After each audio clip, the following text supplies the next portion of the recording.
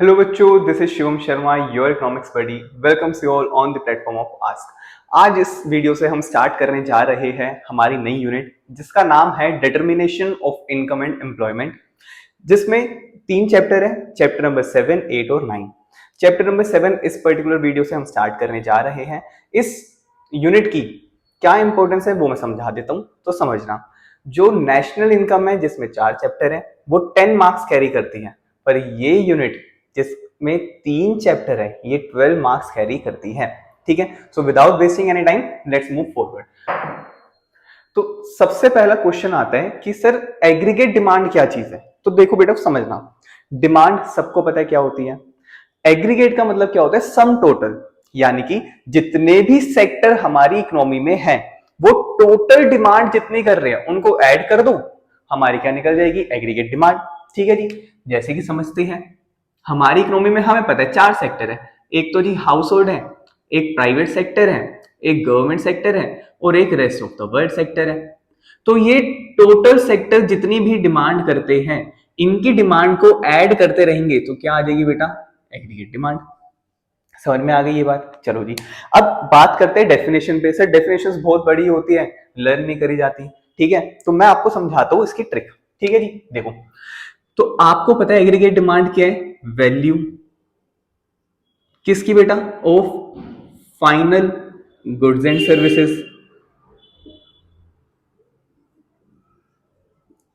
ठीक है जी, value of final goods and services. ठीक है, जो ये जितने भी सेक्टर है वो खरीदना चाहते हैं, all the sectors are planning to buy. ठीक है जी, value of final goods and services, जितने भी सेक्टर्स खरीदना चाहते हैं। अब खरीदेंगे कब, जब जेब में पैसा होगा, यानी कि एट डिफरेंट या गिवन इनकम लेवल।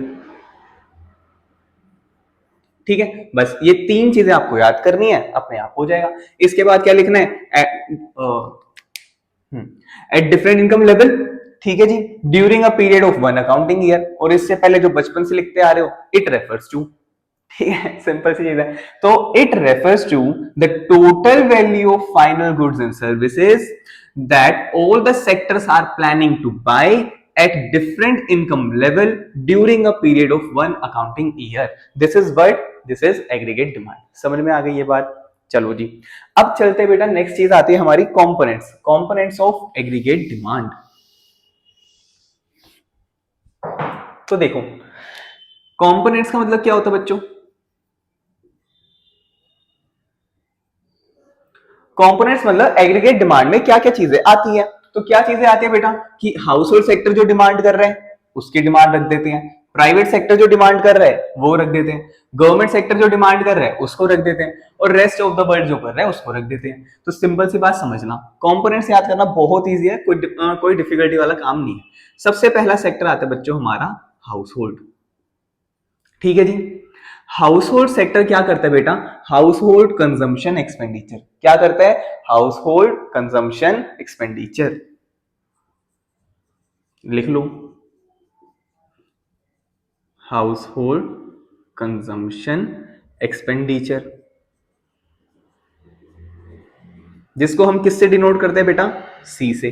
ठीक है जी, अच्छा, हाउस होल्ड कंजम्पशन एक्सपेंडिचर किस चीज पे डिपेंड करेगा, आप कितना खर्च करोगे वो किस पे डिपेंड करेगा, कि आपकी इनकम कितनी है। ठीक है जी, तो ये किस पे डिपेंड करता है बेटा, it depends on personal disposable income.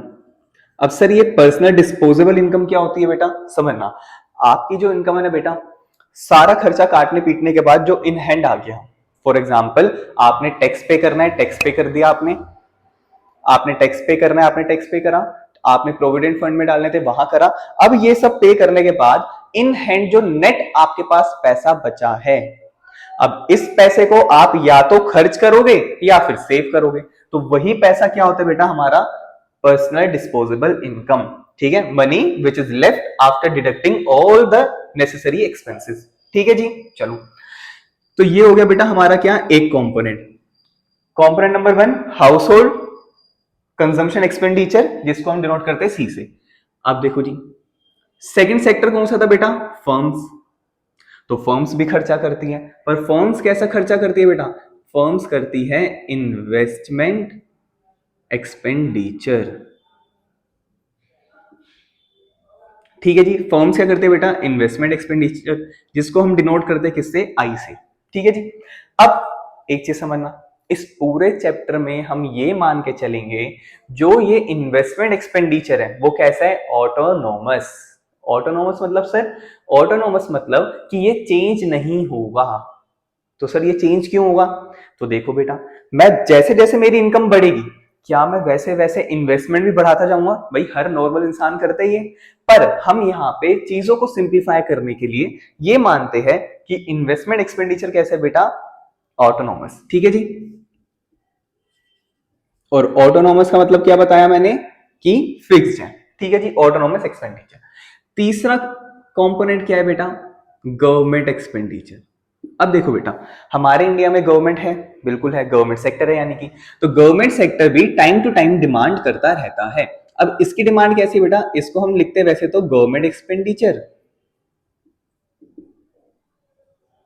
पर गवर्नमेंट कंजम्पशन एक्सपेंडिचर भी करती है और गवर्नमेंट इन्वेस्टमेंट एक्सपेंडिचर भी करती है। कंजम्पशन एक्सपेंडिचर क्या हो गया सर? देखो बेटा, अगर government law and order maintain करने के लिए कोई भी खर्चा करती है तो वो क्या हो गया बेटा? Consumption expenditure. और वही चीज अगर गवर्नमेंट इन्वेस्टमेंट के लिए कोई खर्चा करती है, इन्वेस्टमेंट मतलब कि गवर्नमेंट ने रोड्स, ब्रिजेस, हाईवेज, टेलीकॉम, इन सब में अगर इन्वेस्ट कर दिया तो ये क्या हो गया? Investment expenditure.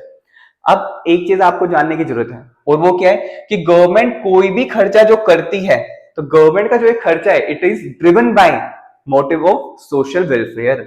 तो ये सोशल वेलफेयर की वजह से ही करती है। ठीक है बच्चों। नेक्स्ट और लास्ट जो कंपोनेंट है वो है बच्चों क्या? Rest of the world sector. ठीक है जी, इसको हम कहते हैं वैसे तो नेट एक्सपोर्ट्स, जिसको हम डिनोट करते हैं x माइनस एम। क्या ये बात क्लियर हो गई? ठीक है जी, चलो। नेट एक्सपोर्ट्स मतलब इंडिया को छोड़ के इंडिया के प्रोडक्ट्स की demand rest of the world में कितनी है, तो वो सब इसमें आ जाएगा। और जब हम इन सबको सम टोटल कर देंगे, किस किस को बेटा? आई, अच्छा एक चीज तो रहेगी, गवर्नमेंट एक्सपेंडिचर को किससे डिनोट करते हैं बेटा? जी से। ठीक है, और x माइनस एम। तो अब मैं क्या कह सकता हूं कि अगर मुझे एग्रीगेट डिमांड निकालनी है तो AD is equal to C plus I plus G plus X minus M.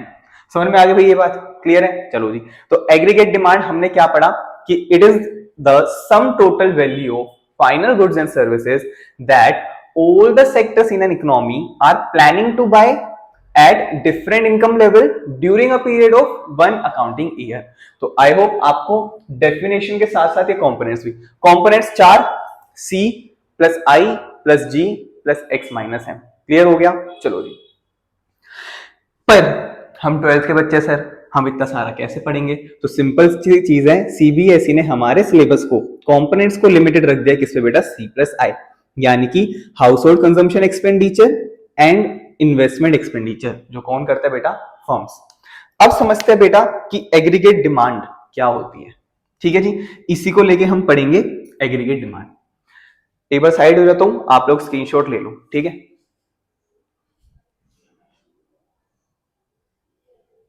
Okay, now moving on to aggregate demand. Topic डाल लो बेटा, टॉपिक डालो बेटा, aggregate demand in two sector model. हमने देखा एग्रीगेट डिमांड, दो सेक्टर कौन कौन से थे बच्चों? हाउस होल्ड और फर्म। हाउस होल्ड कौन सा एक्सपेंडिचर करता है बेटा? प्राइवेट फाइनल कंजम्पशन एक्सपेंडिचर या हाउस होल्ड कंजम्पशन एक्सपेंडिचर। और फर्म कौन सा करता है बेटा? Investment expenditure. तो aggregate demand is equal to C plus I, ये हो गया। अब बेटा देखो सुनो, मैं आपको एक शेड्यूल लिखवा रहा हूं, मोस्ट इंपॉर्टेंट शेड्यूल है इस पूरे चैप्टर को कवर करने के लिए, तो उसको याद कर लेना। पर याद भी ऐसे नहीं करना, बहुत ईजी है, मैं बता दूं। देखो सबसे पहले आप लिखोगे बेटा इनकम, इनकम 0 लिखना और 100 से ऐड करते रहो, 100, 200, 300, 400, 500 एंड 600। ठीक है जी। अब आप लिखना बेटा कंजम्पशन, पहले 40 और 80 80 से ऐड करते रहो, यानी कि 120, 200, 280, 360, 440, 520। ठीक है जी। इन्वेस्टमेंट, इन्वेस्टमेंट एक्सपेंडिचर हमने क्या माना था बेटा, ऑटोनॉमस होता है, तो इसको ऑटोनॉमस यानी कि फिक्स कर देते हैं 20 पे।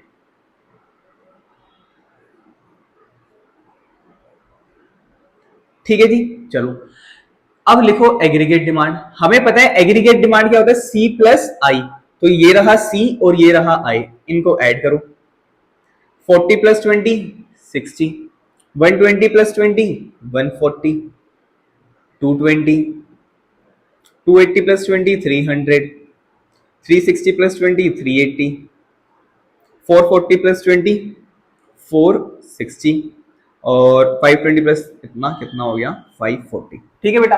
तो अब हमने क्या करा है, इनकम लेवल ले ली, कंजम्पशन लिया, इन्वेस्टमेंट ली और एग्रीगेट डिमांड निकाल ली। अब इसको हम प्लॉट करते हैं किस पे बेटा, ग्राफ पे। ठीक है जी, आ जाओ भाई। ग्राफ जितना प्यारा जितना छोटा सा बनाओगे उतना बढ़िया रहता है। एक्स एक्सिस पे हम लेते बेटा इनकम और वाई एक्सिस पे लेते हैं हम बेटा क्या, consumption, investment and aggregate demand. ठीक है जी। चलो जी अब समझते हैं आगे। देखो बेटा जैसे जैसे इनकम बढ़ रही है क्या हमारी इन्वेस्टमेंट बढ़ रही है, नहीं, इन्वेस्टमेंट फिक्स है यानी कि 0, 100, 200, 300, 400, 500 और 600। ठीक है जी। ये हम मान लेते हैं 20 वाला पॉइंट है, तो हर पॉइंट पे सेम होगी, ऐसे ही होगा। ठीक है जी। तो ये क्या हो गया बेटा हमारा इन्वेस्टमेंट एक्सपेंडिचर का स्लोप, इन्वेस्टमेंट एक्सपेंडिचर। ठीक है जी। अब आ जाओ आगे, कंजम्पशन की बात करते हैं।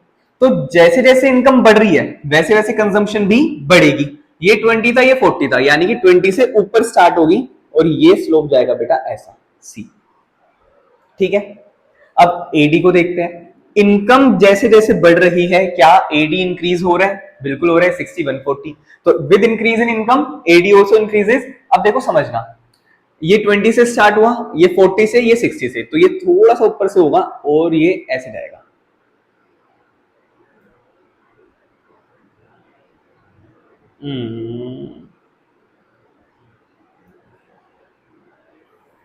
ये कंजम्पशन, ये एडी, एडी क्या होता है बेटा सी प्लस आई। ठीक है जी। चलो अब यहां से है ना बेटा मुझे देखने को 4 से 5 ऑब्जर्वेशन है जो मैं ऑब्जर्व कर सकता हूं। ठीक है जी। सबसे पहला क्या दिख रहा है हमें कि सर इन्वेस्टमेंट एक्सपेंडिचर का कर्व कैसे है बेटा, parallel to x axis. Why, पूछो क्यों, क्योंकि investment is assumed to be constant. Investment क्या है बेटा, ऑटोनोमस। तो फर्स्ट पॉइंट क्या है बेटा, curve of investment, curve of investment, क्या बोल रहा हूं, तो फर्स्ट पॉइंट बेटा क्या लिखना है हमें, investment curve is horizontal to x axis. Investment curve is horizontal या पैरेलल टू एक्स एक्सिस। तो पहला पॉइंट मुझे क्या मिला बेटा,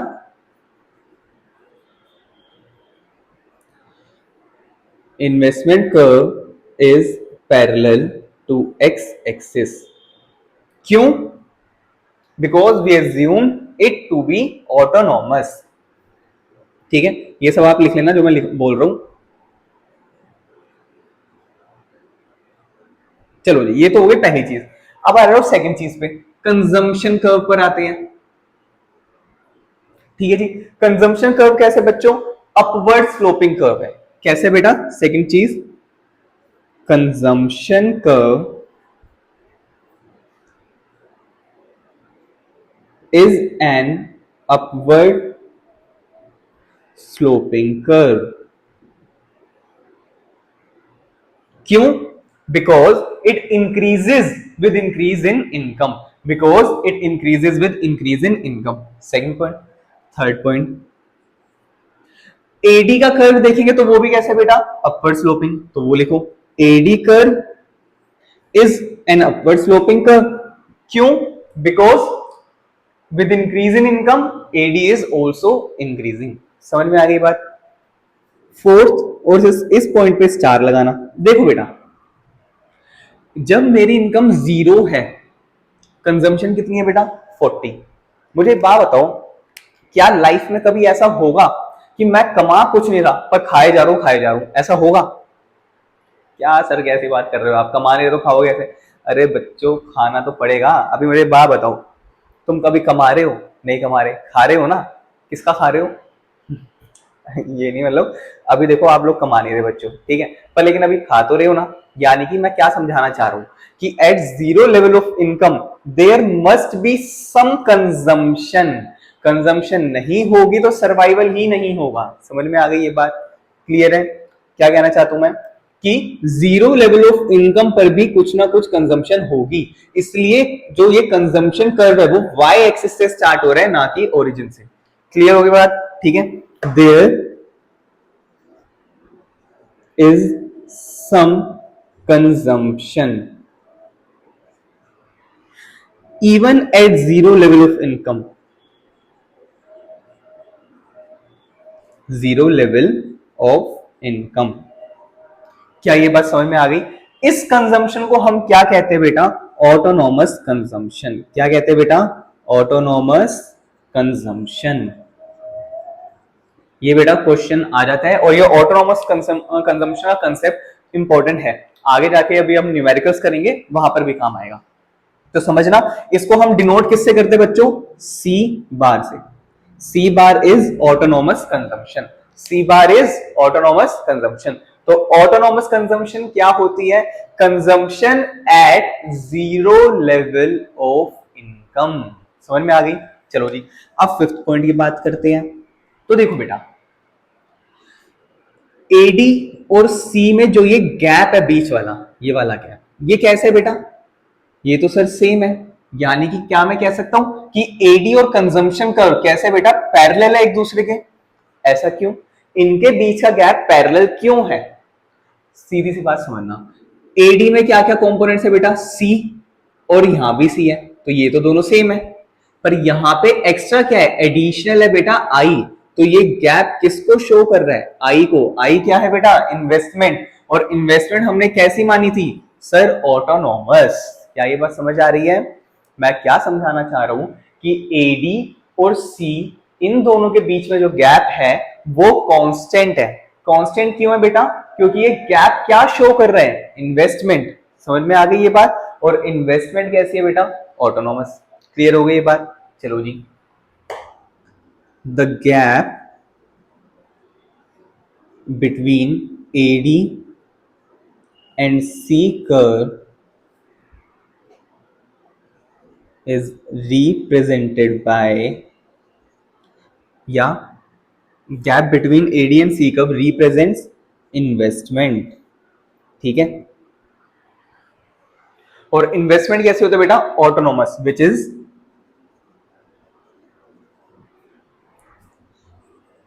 ऑटोनॉमस, या हम क्या कह सकते हैं? कांस्टेंट। और यही रीजन है किस चीज का? इन दोनों के बीच के गैप का कांस्टेंट होने का। समझ में आ गया बेटा? तो ये 5 पॉइंट्स आपको याद रखने हैं। किसके बारे में बेटा? एडी कर्व के बारे में। तो AD is equal to C plus I, ये शेड्यूल याद हो जाएगा। इनकम देखो, याद करो, इनकम 0 लेनी है, 100 से उसको बढ़ाते जाना है, पहली चीज। सेकंड, कंजम्पशन 40 लेनी है, 80 से इंक्रीज करते रहो। ठीक है, और इन्वेस्टमेंट ऑटोनॉमस है बस। और एडी को उन दोनों को ऐड कर दो, सी और आई को। हो गया खत्म। चलो जी, फिर हमने इसको प्लॉट करा। अब देखो, इसको याद करते हैं। कैसे करेंगे समझना। सबसे पहले तो 3 कर्व है, तो तीनों के स्लोप के बारे में बता दो। इन्वेस्टमेंट कर्व कैसे बेटा? Parallel to x axis. ठीक है जी। क्यों होता है? क्योंकि ये कांस्टेंट है। ये दोनों कर्व सी और एडी कैसे है बेटा? Upward sloping. क्यों है? विद इंक्रीज इन इनकम ये भी इंक्रीज करते हैं। ठीक है जी, 3 पॉइंट तो यही हो गए। फोर्थ पॉइंट जो मोस्ट इंपॉर्टेंट है, और वो क्या है बेटा? ये रहा कि 0 लेवल ऑफ इनकम पे भी कुछ ना कुछ कंजम्पशन होगी। जिसे हम क्या कहते हैं, ऑटोनोमस कंजम्पशन, और डिनोट किससे करते हैं बेटा, सी बार से। ठीक है जी। फिफ्थ पॉइंट क्या था कि एडी और सी के बीच का गैप कांस्टेंट है। क्लियर हो गई बात। कांस्टेंट क्यों है, क्योंकि ये गैप क्या रिप्रेजेंट कर रहा है, क्या शो कर रहा है, आई को, इन्वेस्टमेंट को, और इन्वेस्टमेंट कैसे है बेटा, ऑटोनोमस। ठीक है, आई होप आपको ये समझ आ गया हो। चलो जी, अब इसको हटाते हैं और जल्दी से लिखते हैं क्या बेटा, अब हम पढ़ेंगे एग्रीगेट सप्लाई। एग्रीगेट डिमांड पढ़ लिया, अब रिलेटेड कंसेप्ट पढ़ते हैं। चलो जी, अब आ रही है बेटा एग्रीगेट सप्लाई की। तो एग्रीगेट सप्लाई क्या चीज है, तो समझना बेटा, हमारी इकोनॉमी में जितने भी प्रोड्यूसर्स विलिंग है जितनी भी क्वांटिटी सप्लाई करने के लिए, उसकी टोटल वैल्यू, उसको हम क्या कहते हैं बेटा, एग्रीगेट सप्लाई। मतलब कि समझते हैं, हमारी इकोनॉमी में जितने भी प्रोड्यूसर्स हैं, लेट्स से हम कहते हैं कि वो 100 यूनिट्स ऑफ गुड्स सप्लाई करने को रेडी है। कितनी यूनिट्स बेटा, 100 यूनिट्स। ठीक है जी। तो इससे मिलने वाला जो भी अमाउंट होगा, लेट्स से 10,000 हमें इससे मिलते हैं। थोड़ा बड़ा लिख देता हूं, आपको दिखेगा नहीं। चलो जी, 100 यूनिट सप्लाई करके हमें 10,000 रुपए मिलते हैं, तो यही क्या है बेटा, एग्रीगेट सप्लाई। क्या ये बात समझ में आ गई। तो एग्रीगेट सप्लाई का मतलब क्या हो गया बेटा, it refers to the sum total of money value of final goods and services that all the producers in an economy are willing to supply during a period of 1 year, या during a period of 1 accounting year. समझ में आ गई बेटा ये बात। चलो तो लिख लेते हैं।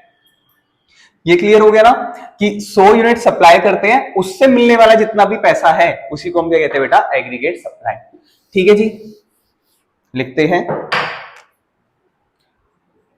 It refers to the total money value of final goods and services that all the producer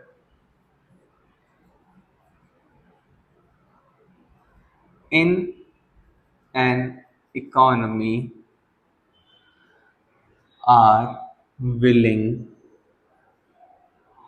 to supply during a period of 1 accounting year, during a period of 1 accounting year. क्या ये बात समझ में आ गई बेटा। तो एग्रीगेट सप्लाई क्या है कि मैं ये और आप, सपोज करो कि इस इकोनॉमी में आप और मैं, हम दो ही प्रोड्यूसर हैं। ठीक है जी। तो हम दोनों मिला के कितनी यूनिट सप्लाई करने को रेडी है, और उस यूनिट से मिलने वाला पैसा ही क्या है बेटा, एग्रीगेट सप्लाई। क्लियर हो गई बात। चलो जी, अब एक क्वेश्चन हो रहा था बेटा कि aggregate supply is equal to national income. Why aggregate supply is equal to national income. तो समझना बेटा, सबसे पहले तो क्वेश्चन समझो कि सप्लाई से मिलने वाला अमाउंट हमारी कंट्री की इनकम कैसे है। सप्लाई से मिलने वाला अमाउंट हमारी कंट्री की इनकम कैसे है, तो समझना बेटा।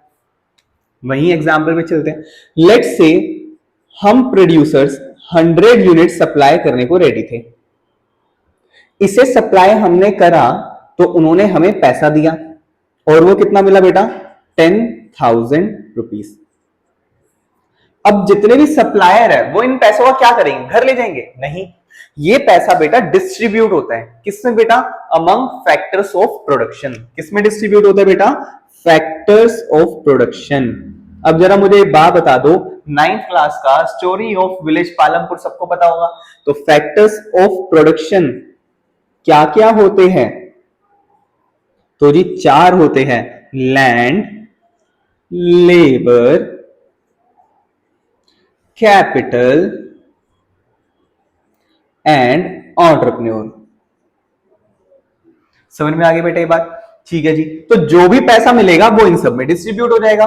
तो लैंड पे क्या जाता है बेटा, रेंट, लेबर को मिलती है वेजेस, कैपिटल पे जाता है इंटरेस्ट,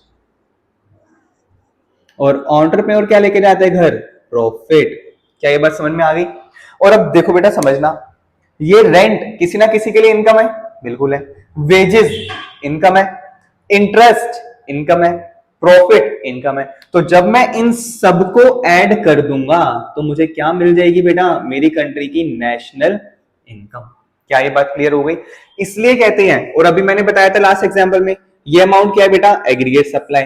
तो यही अमाउंट क्या बन जाता है, हमारी कंट्री की नेशनल इनकम। क्या ये बात समझ में आ गई? क्लियर है? Why aggregate supply is equal to national income, क्योंकि जो भी अमाउंट इससे कलेक्ट होता है that amount is distributed among the factors of production, और फिर उसका सम टोटल करेंगे तो हमें क्या मिल जाती है, हमारी नेशनल इनकम। क्या ये बात क्लियर है बच्चों? ठीक है, चलो इसको मैं लिखवा देता हूं, एक बार लिख लो। देखो भाई, the total value of AS is equal to the total value of output produced. भाई एग्रीगेट सप्लाई की जो टोटल वैल्यू है वो किसके बराबर है, जो टोटल आउटपुट प्रोड्यूस हुए, है ना, मतलब जितनी भी प्रोडक्शन हुई है। चलो जी, which is distributed among factors of production, और वो वैल्यू किस में डिस्ट्रीब्यूट होती है बेटा, फैक्टर्स ऑफ प्रोडक्शन। बोल देता हूं, लिख लो।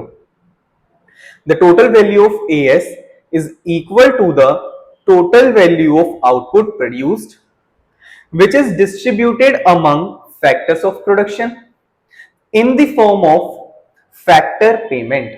In the form of factor payment, rent, wages, interest and profit. इसको ब्रैकेट में लिख देना, ठीक है जी। Sum total of factor payment is equal to national income.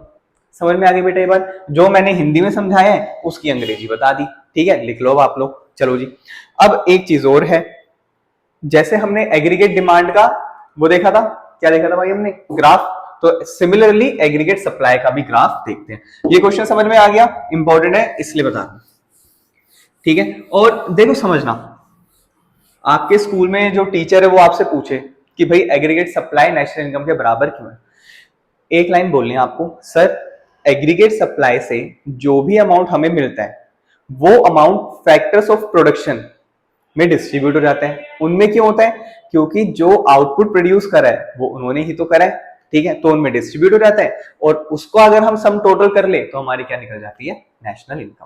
Clear हो गई बात? चलो जी, अब देखो बेटा इसका ग्राफ देख लेते हैं। तो वही लिखो, इनकम 0, 100, 200, 300, 400, 500 और 600। अच्छा एक चीज और, हमने अभी क्या कहा, aggregate supply is equal to national income, ठीक है जी। अच्छा इनकम अगर आपके पास है, आप पैसा कमा रहे हो, तो आप क्या करोगे, कुछ खर्च कर लोगे, कुछ सेव कर लोगे, यही तो होगा ना। आप उसमें से कंजम्पशन और सेविंग, यही दो चीज करते हो। तो इनकम में से आप क्या करते हो, या तो आप कंजम्पशन करते हो या आप सेविंग करते हो। तो मैं कह सकता हूं कि income is equal to consumption plus savings, यही होगा, ठीक है जी। तो क्या यहां पे ये क्वेश्चन अगर मैं 1 कह दूं, यहां लिख देते हैं ये इक्वेशन 2, तो फ्रॉम 1 एंड 2 क्या मैं ऐसा कह सकता हूं कि AS is equal to C plus S, मतलब कि कंजम्पशन प्लस सेविंग। कंजम्पशन और सेविंग को प्लस करोगे तो क्या निकल जाएगा, AS, और AD कैसे निकलता था, C प्लस I। समझ में आ गई बेटा ये बात? चलो जी, अच्छा आ जाओ आगे। तो हमने यहाँ पे इनकम जो बताया था, याद करा था कि 0 और फिर 100 से इंक्रीज करना है। कंजम्पशन बताई थी कुछ 40 और 80 से ऐड करना है, 120, 200, 280, 360, 440, 5 कितना हो जाएगा, 20, ठीक है बेटा। चलो जी, अब हमें लिखनी है बेटा सेविंग्स। अब आराम से समझना, मेरी इनकम बच्चों 100 रुपए है, ठीक है जी, ये मेरी इनकम है। अगर इनकम में से मैं कंजम्पशन माइनस कर दूं, सपोज करो मैं 60 रुपीज खर्च कर रहा हूं, कंज्यूम कर रहा हूं, तो मेरे पास बचेगा कितना, 100, तो वो क्या हो गई, ओ 40, तो ये क्या हो गया बेटा, मेरी सेविंग्स। तो इनकम में से अगर मैं कंजम्पशन माइनस कर दूंगा तो क्या निकल जाएगी, सेविंग। सीधी सी बात है भाई, मैं 100 रुपए कमा रहा हूं, 100 में से मैंने 60 रुपीज खर्च कर दिए, तो बचे कितने, 40, वो क्या करूंगा, बचा लूंगा, सेव कर लूंगा। समझ में आ गई ये बात? ठीक है जी। तो सिमिलरली हम इनकम में से माइनस कर देंगे कंजम्पशन, तो क्या निकल जाएगी बेटा? सेविंग्स। 0 माइनस 40, माइनस 40 आ जाएगा। 100 में से 120 माइनस करेंगे, माइनस 20। 200 माइनस 200, 0। 300 माइनस 280, 20। ऐसे करोगे 40, 60, 80। क्या ये बात क्लियर है? सेविंग्स हमने कैसे निकाली? मैं जो कमा रहा हूं उसमें से जो मैं खर्च कर रहा हूं उसको माइनस कर दूं तो पता चल जाएगा मैं कितना बचा रहा हूं। ठीक है जी। चलो अब हमें निकालना है बेटा क्या? एएस। और एएस क्या होता है? C plus S. क्या होता है बेटा? C plus S. तो इन दोनों को ऐड करूं। अब देखो 40 प्लस माइनस 40। अब ये प्लस माइनस क्या हो जाएगा बेटा? माइनस 40 माइनस 40 कितना हो गया? 0। 120 प्लस माइनस 20, तो माइनस प्लस माइनस, तो ये कितना हो जाएगा? 100। 200 प्लस 0, 200। 280 प्लस 20, 300। 400, 500 और 600। क्या ये चीज क्लियर हो गई? चलो जी। तो अब देखो बेटा, आराम से देखना, अब जादू दिखाऊंगा मैं तुम्हें थोड़ा बहुत, ठीक है? तीन टपाक ढमढम। अब देखो, आप इनकम को ऑब्जर्व करो और आप एएस को ऑब्जर्व करो। क्या ये दोनों सेम है? क्या ये दोनों सेम है? बिल्कुल सेम है जी। चलो जी। तो देखो 0 0, 100 100, 200 200, 300 300, तो ये पूरा सेम है। और यही मैंने पहले कहा था कि AS is equal to NY, यानी कि aggregate supply is equal to national income. Clear हो गई बात? चलो जी, अब इसको प्लॉट कर देते हैं।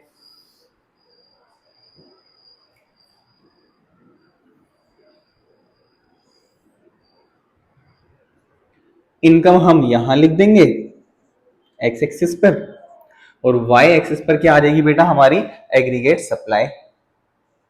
ठीक है जी। चलो 0, 100, 200, 300, 400, 500 और 600। ठीक है जी। सिमिलरली 0 है, 100, 200, 300, 400, 500 और 600। ठीक है बच्चों। चलो अच्छा, मुझे एक बात बताओ, 0 पे 0 है, 100 पे 100 है, 200 पे 200, 300 पे 300, 4 पे 4, 5 पे 5, 6 पे 6। तो क्या मैं कह सकता हूं ये एक ऐसी लाइन आएगी, है ना जी? ये इनकम की लाइन है, या फिर इसको मैं एएस की लाइन भी कह सकता हूं। ठीक है। अब समझना, ये पूरा एंगल कितने डिग्री का होता है बेटा? 90 डिग्री। और जितना ये उधर है उतना ये इधर है। इसका मतलब मैं कह सकता हूं कि इस लाइन ने इस एंगल को बाइसेक्ट कर दिया, यानी कि दो इक्वल पार्ट में डिवाइड कर दिया। तो क्या मैं ये कह सकता हूं कि ये 45 डिग्री का एंगल है। इसलिए हम इनकम को या नेशनल इनकम या एग्रीगेट सप्लाई को 45 डिग्री लाइन भी कहते हैं। क्यों? Because it perfectly divides the graph into two part. ठीक है, टू इक्वल पार्ट्स। समझ में आ गई बात? चलो जी। तो ये था बेटा एग्रीगेट सप्लाई के बारे में। एक बार रिवीजन करते हैं, जल्दी जल्दी करेंगे। ठीक है जी। एग्रीगेट सप्लाई क्या है बेटा? Money value of final goods and services. Final goods and services की मनी वैल्यू जो ऑल द प्रोड्यूसर्स, सारे प्रोड्यूसर्स इकोनॉमी में विलिंग है to supply during a period of one accounting year. Aggregate supply national income के बराबर क्यों होती है? क्योंकि सप्लाई से मिलने वाला जितना भी अमाउंट है वो डिस्ट्रीब्यूटेड हो जाता है अमंग फैक्टर्स ऑफ प्रोडक्शन, और वो अमाउंट को जब हम टोटल कर देते हैं तो हमारा क्या निकल जाता है बेटा? National income. ठीक है जी। अब हमें ये पता है एग्रीगेट सप्लाई नेशनल इनकम के बराबर है, और नेशनल इनकम सी प्लस, मतलब इनकम जो होता है वो कंजम्पशन प्लस सेविंग के बराबर होती है। तो हमें यहां से क्या पता चला बेटा? कि AS is equal to C plus S. अब हमने क्या करा? वाई है 0, मतलब इनकम 0 और 100 100 से बढ़ा दिया। कंजम्पशन 40 80 80 से इंक्रीज कर दी। इनकम में से कंजम्पशन माइनस करा तो सेविंग्स निकल गई, और कंजम्पशन और सेविंग को ऐड करा तो हमारा क्या आ गया बेटा? Aggregate supply. फिर इसको हमने प्लॉट करा तो हमें पता लगा कि जी ये जो ग्राफ है, ये लाइन तो इसको फुली हाफ पार्ट में डिवाइड कर रही है, मतलब हाफ पार्ट में डिवाइड कर रही है। तो ये लाइन कैसी होगी बेटा? 45 degree line. That is all about it. अब नेक्स्ट वीडियो में मिलेंगे हम, और उसमें हम करेंगे क्या बेटा? Consumption function, propensity to consume and propensity to save. ठीक है, मिलते हैं नेक्स्ट क्लास में। Thank you so much.